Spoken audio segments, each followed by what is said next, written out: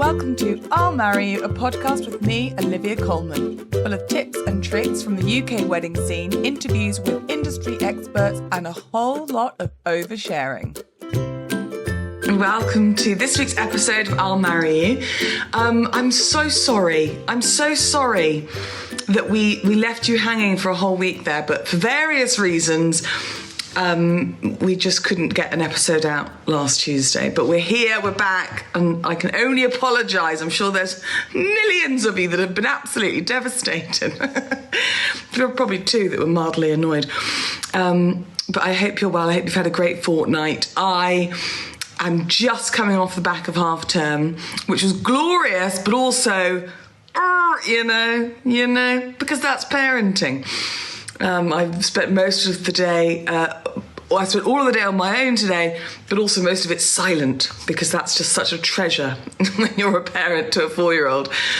But it's been a great couple of weeks. I went to Mallorca with James, which was kind of a baby moon, but more importantly, I went for work. I had a wedding out in Mallorca, and I cannot wait to tell you about it. That's going to be a whole episode of Storytime because it was just majestic. Obviously, this week's episode was pre-recorded, as most of them are, and it was supposed to come out last Tuesday in time for Halloween, but life happened. So there might be references that are a bit delayed in time, so I apologise. But this episode is all about themed weddings. And I know I've done that before, but there's a lot to say when it comes to a theme wedding, isn't there? If you're watching, you can see how giant my stomach is now. And you know what I thought about the other day is that, yes, my tits are huge, but they look bigger, even bigger than they are, because my stomach is so high up. Do you know what I mean? Like, it's not that my tits are so low, although they ain't perky, but it's that my stomach starts so high. It's like an optical illusion. Oh, I'm out of breath. I don't know how I'm going to do this. I'm pre-recording all these episodes for producer Drew so that they're out there in the world so that he can do his magic and I don't have to worry about it when I get even bigger. We've now got 7 or 8 weeks to go, people. It's all kicking off, isn't it? Anyway, I hope you've had a wonderful week. This week is Halloween. That's my scary witch voice. I'm not a big Halloween person, if I'm honest. I am not American. And also, it's the whole, I don't like scary movies. That's the first thing. I've never liked scary movies. Do you know what it was that did it for me? Roald Dahl the Witches. And if you grew up with that, you will know what I mean. The scene when they take their faces off. Ironically, Face Off, one of my favourite films. But Roald Dahl the Witches, terrifying. And I think I must have watched it when I was quite young, and that just put me off scary movies. I don't understand them. I don't understand why people would pay money at the cinema or dedicate their precious time to watching something that makes them terrified. Like, it's exhausting. You're on edge the whole time. Thrillers I can get on board with. And I'm not against sort of bloody murders, you know. Love a bit of crime, but proper scary films I don't like. So I don't like scary films. I do like sweets, but trick-or-treating was never a thing for me. Because I either lived at school, which you weren't trick-or-treating at school, were you? Or I lived at home, which was in the arse end of nowhere, in the middle of the countryside, in the middle of a farm. No one trick-or-treats someone who lives in the middle of fields, because that's therefore, we're stepping onto horror film territory there, aren't we? If someone knocked on my door at my parents' house at nighttime on Halloween, I wouldn't think, oh, how sweet, a small child wants a lollipop. I would think, this is it for me. This is how I go. This is the end. I'd start writing notes. So it's just not my bag. It's become more a thing now that I'm a mother. I have to pretend. Lola's been inviting everyone to a Halloween party that I don't know who's hosting, because I haven't done anything about it. I haven't planned a Halloween party, so I don't know quite what she's expecting. So I'll keep you posted. That's meant to be in 2 days. I'll keep you posted if that actually happens or not. She's invited the whole of Wiltshire. And also, do you know what it is? It's fancy dress. It's dressing up. And you know how I feel about fancy dress. I don't like it. I don't like it, which I understand is strange for someone who studied acting at university and has been on and off stage most of my childhood and adult life. But I don't like dressing up. And I think that stems, it's a really therapeutic start to this week's show. I think that stems from my troublesome time at boarding school. And we used to have house parties that always had a theme. And I hated dressing up. I hated the idea of having to dress up like something because you know it was always hot something. You know, it was sexy something. Anyway, we'll get on to that because it's Halloween. Me, myself and I have decided to talk to you this week all about themed weddings. And I have done an episode, I think season 1, I did an episode on themed weddings. So if you're an avid fan and you've already listened to the episode, apologies for any repeats, but 'tis the season, you know, and there's a lot to say on themed weddings. There's a lot to say. So buckle up. And let's hope that I can hold my breath long enough. Enjoy. So a themed wedding. Oh my God, I've got so much to discuss. Isn't that handy? So themed weddings are still a thing. I first of all want to clarify that when I say themed weddings, I mean themed weddings, you know? I don't mean... So if I say to one of my couples, because I'm basically thinking about what I should wear to the wedding, if I say to them, what's your style or your vibe or your colours? What I mean by that is your colours, vibe and style. What I mean by that is it modern? Is it traditional? Is it whimsical? Is it romantic? Is it monochrome? Is it smart? Is it clean? Is it rustic, shabby chic? That to me, anyway, I would call that a style, not a theme, but a style. So that's the style of your wedding day. When people ask that, if people tell me they have a theme for their wedding day, I'm really sorry. I feel like this might be the show that I get cancelled. Actually, no, you listened to last week's with Alex. I would have got cancelled then, wouldn't I? But so apologies in advance if I offend anyone. So like I haven't offended everyone already. So when I say a themed wedding, I mean like a theme. I mean like Lord of the Rings, Harry Potter. I mean like a proper theme where you take something and you really run with it. And my opinion since I first spoke about themed weddings in season 1 has not changed. In that I think there are ways that you can introduce a theme without going too far. I think that there are subtleties so that you can show your guests, you can share a passion of yours with your guests. And I'm not against that. Like I think I've already told you, for my own wedding, our own wedding, whatever, my husband's a car mechanic. My dad races cars, has done all my life. I grew up on going to racetracks. And then I married a man who goes to racetracks. Don't even bloody like racetracks, if I'm honest. Actually, no, I do. It's the rev of the engine. I find it quite arousing. And so for idea for the tables, we called them, each table was called after a famous racetrack. So that to me is like a subtle nod. And the sort of, rather than just having the name, they were old-fashioned Polaroids of old-fashioned pictures of that racetrack. So vintagey, all black and white, and it just had the name of the racetrack at the bottom. Obviously, the top table was Silverstone, UK F1 track.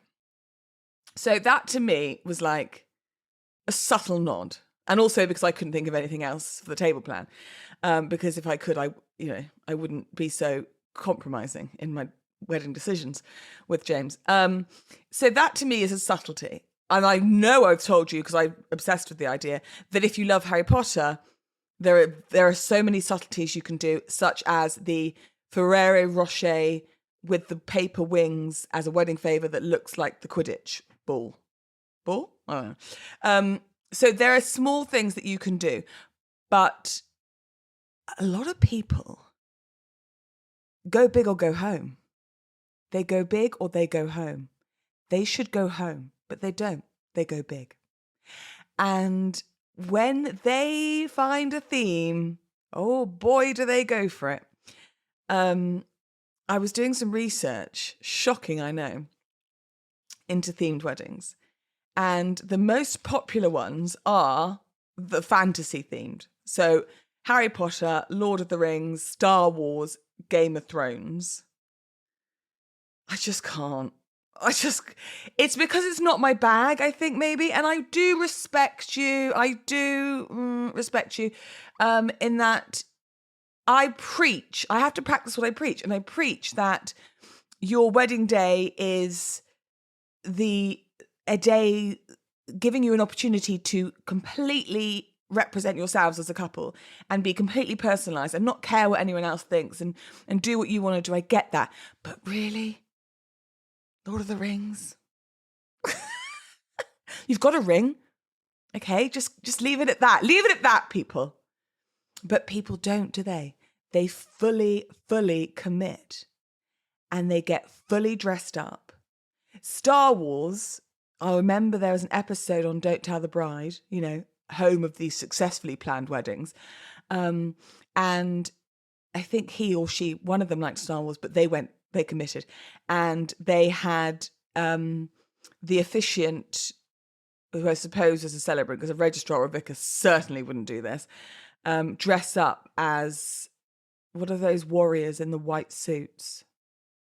Not Chewbacca. Chewbacca's the hairy one. I don't even know what they're called.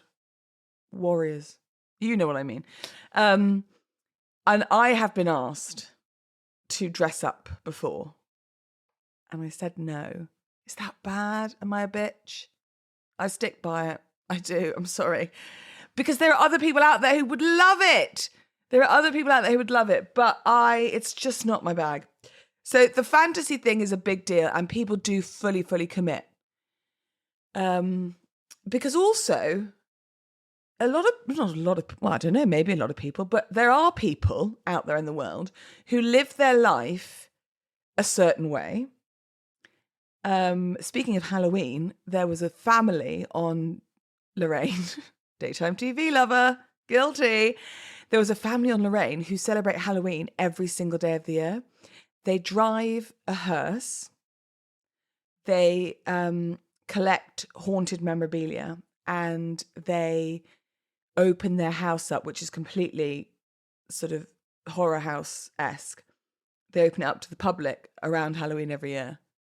And the daughters believe that they can see energy and ghosts and things like that. So, do you know what? That family, if they got married and they didn't have a Halloween-themed wedding, it would be weird because that's how they live their life. You know those families that you see on daytime TV who at Christmas time, they bring them out, don't they, at Christmas time? Because they live in a house that's Christmas Day every day. Again, if they got married and they didn't have a Christmas-themed wedding, that would be weird. But there's a time and a place. And if you're not one of those people that fully commits every day, you just really love Lord of the Rings, then do you feel the need? Is it just a bit showy-offy? Sorry, that's controversial, isn't it? I know, and maybe I am just being a negative Nelly, but I just think you can love something and not shove it down my mouth. And that's a lesson to all of you, but especially my husband. Do you know what I mean, though? Like you can love something, but do you need to share it to that level with everyone else? I mean, I would feel uncomfortable, if I'm honest. Maybe I do have a stick up my arse. I have been told that before. But if I was invited to a fully themed wedding where everyone was in costume, I would feel uncomfortable. I would probably go and I would probably dress up because that's what the couple have asked for and it's their day. but it would make me feel uncomfortable. Some other themes that I looked into: Robin Hood. Now again, right? Okay, so these themes, I've got 3 themes here that are actually surprisingly very popular, and I believe that there's a way you can go too far, and there's a way that you can go in the middle, and there's a way that you can just subtle nod, right? Robin Hood, The Greatest Showman, one of the best films of all time, and Alice in Wonderland. So Robin Hood, if you're going to give a subtle nod to Robin Hood, get married in the forest. Do you know what I mean? Be earthy. That's it. That's your subtle nod. Get married in the forest. Bloody love Robin Hood. Do you? Get married in the forest. All right. Thanks for the suggestion, Liv. If you want to go a step up and you love Robin Hood, give money to people. You could almost, so not like fully fancy dress, but you could get married in the forest, and if it was a heterosexual couple, he could wear a green tweed suit and maybe a feather in his cap, and she could wear that vibe of dress, like that style, that floaty style, and maybe a plait in her hair or something. And the food could be sharing boards, and it could be like great big things of meat and potatoes and fantastic vegetables. And maybe the cake could be themed in a way. So again, slightly less theme, more style. And if you're going to go theme, you're going to dress up, aren't you? You're going to wear, like, I'm going old school Robin Hood. I'm going like Disney Robin Hood, not Kevin Costner Robin Hood, which actually on a personal note was a real sexual awakening for me. Because Kevin Costner is dreamy. And with Robin Hood and then The Bodyguard, I mean, that was it for me in my youth. It's off topic. Greatest Showman. If you haven't seen The Greatest Showman, I don't quite know. I get confused with which. I don't quite know what you've been doing, because it's actually genuinely one of my favourite films of all time. Basically circus themed, I suppose you'd say. And again, so a nod to you could have one of the songs playing you up the aisle. You could have wedding favours that are something to do with it. Going to the next step, you could have a performance artist. You could have like a fire breather or something like that at your drinks reception. You could have like sparklers and things like that. A bit of these sort of circusy, jazzy, all that stuff. And then if you're going the whole hog, again, fully themed, circus themed, get married in a circus tent. The famous character in The Greatest Showman is the bearded lady. So who's to say you can't get married with an old tash on you? I did. No, I didn't. I did. And so, again, with the Alice in Wonderland theme, which is a really popular theme, not only for weddings, but hen parties, children's parties, because it's actually quite lovely. A nod would just be to have an afternoon tea, wouldn't it? A style would be to have vintage teacups, maybe dotted around the venue. You could have vintage clocks, maybe little ornaments or something like that. And then if you're going the whole hog, I want a rabbit walking you down the aisle with a giant pocket watch around its neck. And I, as your celebrant, want to appear from a hole, jumping into a hole. There's a hole somewhere and I'm in it. So do you know what I mean? Do you see my point? There are so many ways that you can embrace a theme without really going for it. Having said that, I do think if you're tempted to commit, the only way it's going to work is to commit. Okay, like you either give a nod, it's a general style, to the point where actually people might not realise that it's that style at all. They might just think, oh, she likes vintage china, and not realise that it's Alice in Wonderland themed. But if you want people to know there's a theme going on, I kind of think if you're going to commit, you've got to commit. Do you know what I mean? It's either one end of the spectrum. Don't piss about in the middle. Like, don't dilly-dally. Just go a subtle nod, or you've got to fully commit. And then people will respect you. They may not like you, but they will respect you. And, you know, that's important too.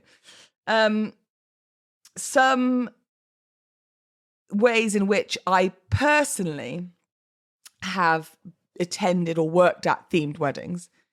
I had one recently this summer at Babington House, and she's a huge Taylor Swift fan. Now, she did not choose to wear cowboy boots. She did not choose to have an impersonator. She did not choose to go through several relationships on the day before finding the one. However, she did, because this was around the Eras tour, she did hand make personalised bracelets for each guest. So if you were following the Eras tour, that became a thing where all the fans would make these beaded friendship bracelets, and then they would swap them with other fans during the gig, which is actually quite sweet. So people would go to the gig with sort of 10 bracelets on each arm. They'd come out with 100. So she made the official, well, unofficially, the Taylor Swift friendship bracelet. She made them for each of her guests.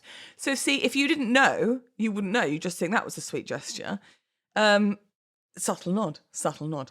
I had a couple last year or the year before even. God, they were so wonderful. And they got married at the Roman baths.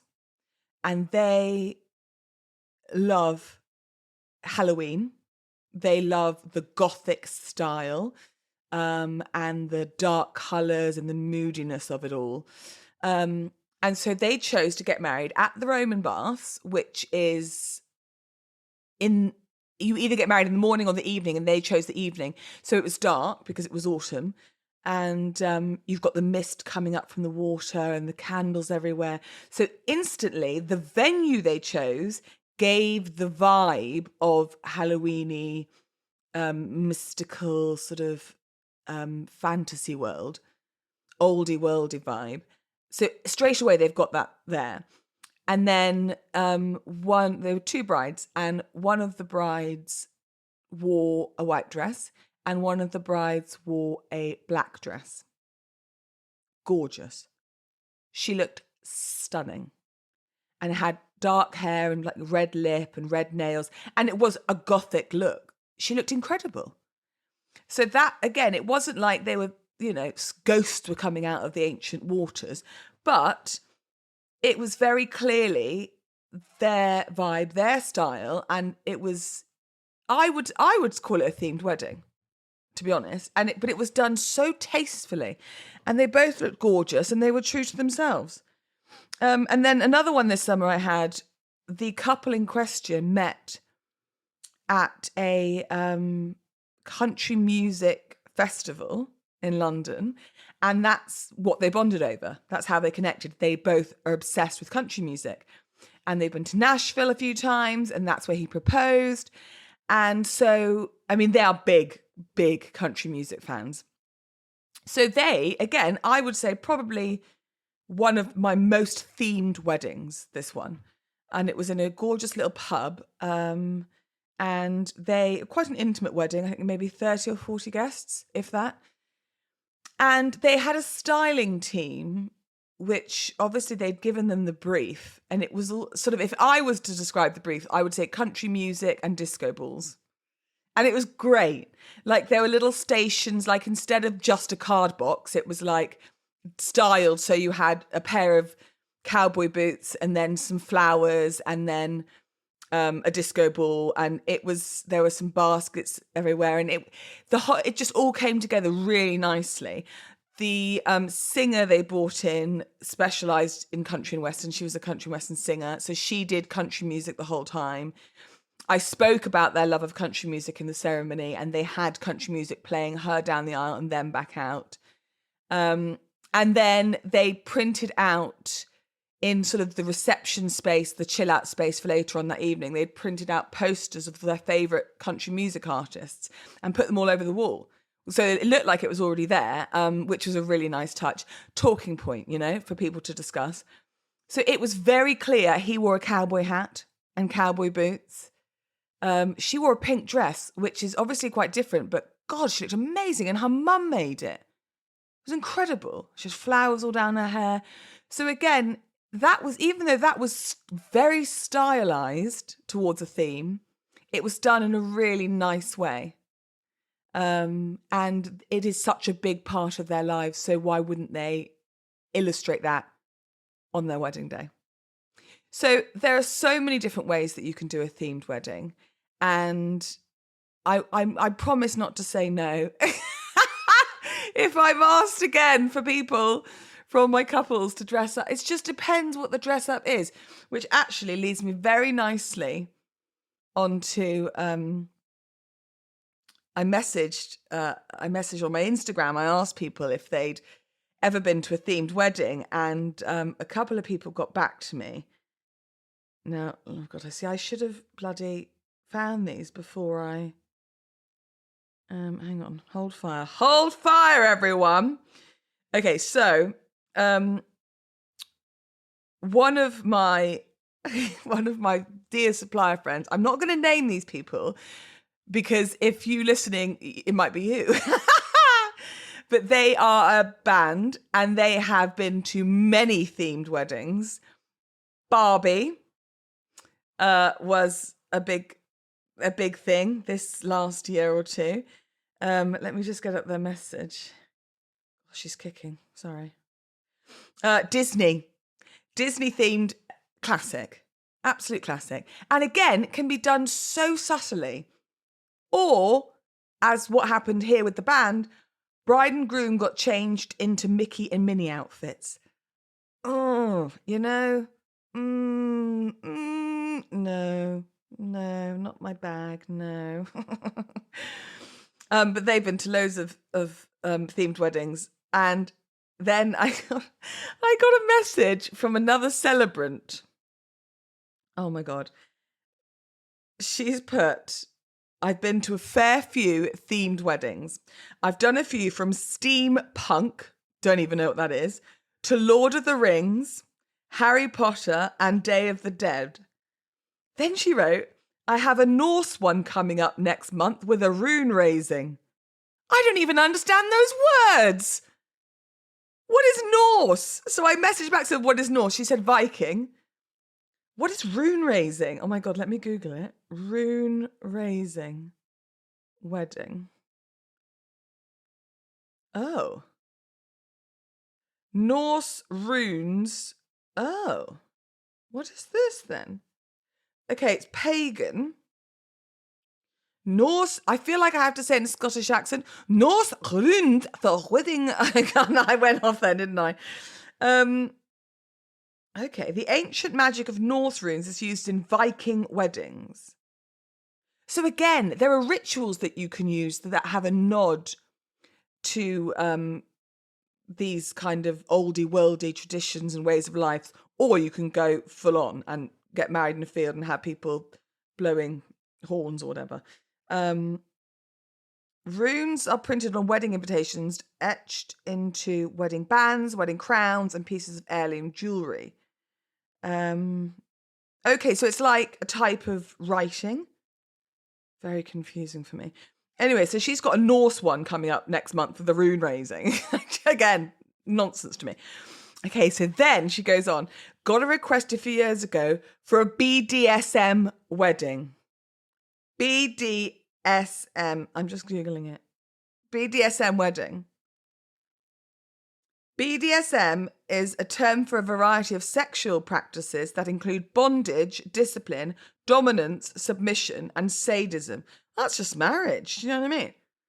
She says, at first I thought it was a joke, and then I spat my tea out when I realised it wasn't. Not for me. The idea of having to wear a lot of latex just isn't my kind of thing. Did make me chuckle, though. So this couple actually approached the celebrant to marry them with a BDS-themed wedding, and that would have meant her wearing latex. See, that I feel like I could safely say no to. What do you think? People, now as queer as folk, okay? People are unique and different, and that is fabulous. And we should celebrate everyone's differences, and your wedding day should be completely personalised to you. Themed or otherwise. The end. Oh, I hope that helps. Oh, someone's at my door. Have a great week. See you next Tuesday.